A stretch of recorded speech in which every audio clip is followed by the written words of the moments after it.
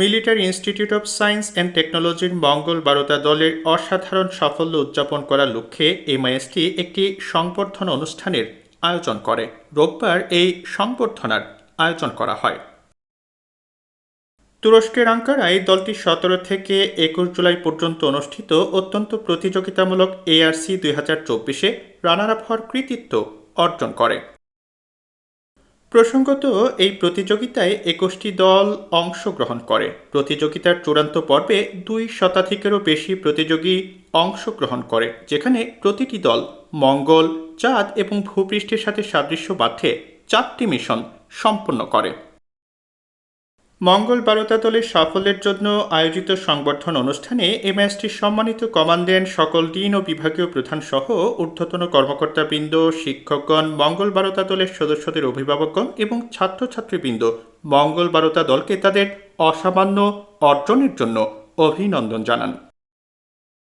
এদিন অনুষ্ঠানে দলের সদস্যরা তাদের প্রতিযোগিতার অভিজ্ঞতা বর্ণনা করেন এবং ভবিষ্যতে চ্যাম্পিয়ন হবার অভীষ্ট লক্ষ্য ও পরিকল্পনা নিয়ে আলোচনা করেন।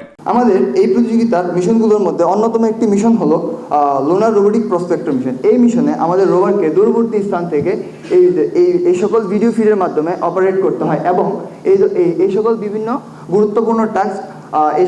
গুরুত্বপূর্ণ টাস্ক আমাদেরকে সম্পন্ন করতে। তো এই বছরের আমাদের প্রধান লক্ষ্য হচ্ছে 2025 সালের ইউনিভার্সিটি রোভার চ্যালেঞ্জে অংশগ্রহণ করা এবং বাংলাদেশের জন্য চ্যাম্পিয়ন হয়ে আসা।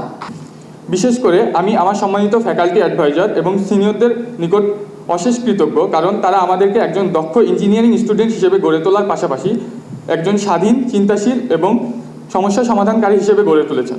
অনুষ্ঠানে বক্তব্য রাখেন এমআইএসটির commandant major general Mohammad Nasim Parvez.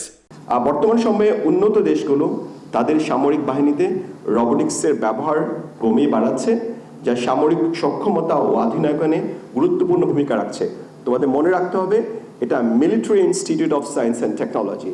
এখানে আমাদের সামরিক বাহিনীর জন্য নেভি বলো, এয়ারফোর্স বলো, বাংলাদেশ আর্মি বলো, আমরা যখন দেশে বিদেশে আমরা বিভিন্ন ধরনের কর্তব্য বা দায়িত্ব পালনে যাই, আমরা আমাদের পিস কিপিং মিশনে যাই, সেখানে আফ্রিকার দুর্গম জঙ্গলে যখন আমাদের সৈনিক ভাইয়েরা ওখানে তারা তাদের সামনে যেখানে বিভিন্ন ধরনের প্রতিকূল পরিস্থিতির মধ্যে পড়ে, ওখানে বিভিন্ন ধরনের আর্ম গ্রুপ থাকে যারা তাদেরকে বিভিন্নভাবে তাদেরকে হত্যা করার চেষ্টা করে, তাদেরকে কাউন্টার আইডি বা এক্সপ্লোসিভ করে ধ্বংস করার চেষ্টা করে, ক্যাম্পকে ইনসিকিউর করে। আমরা এমন রোবট বানাতে চাই যেন আমাদের ওই মিলিটারি ক্যাম্পগুলোকে আমরা একটা অটোনোমাস বা আমরা একটা স্মার্ট ক্যাম্প তৈরি করতে পারি। সংবর্ধনা অনুষ্ঠানটি এমআইএসটি পরিবারের জন্য এক গর্বের মুহূর্ত হিসেবে উদযাপিত হয়েছে এবং এটি দলের সদস্যদের জন্য অনুপ্রেরণার উৎস হিসেবে কাজ করেছে।